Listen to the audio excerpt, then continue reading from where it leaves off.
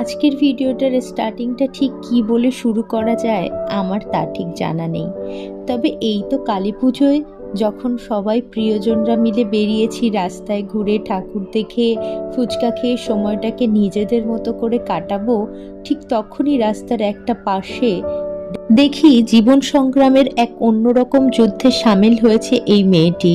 এত আলোর রোশনাইয়ের মধ্যে এক টুকরো আলোর খোঁজেই কিন্তু ওর লড়াই।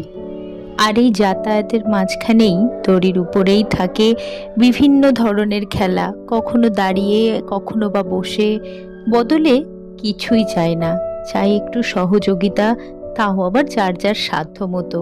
সবার পুজো পায়ে হেঁটে ঠাকুর দেখা বা দামি রেস্তোরাঁয় বসে খাওয়া দাওয়া হয় না, কারো কারো পুজো এরকমও হয়।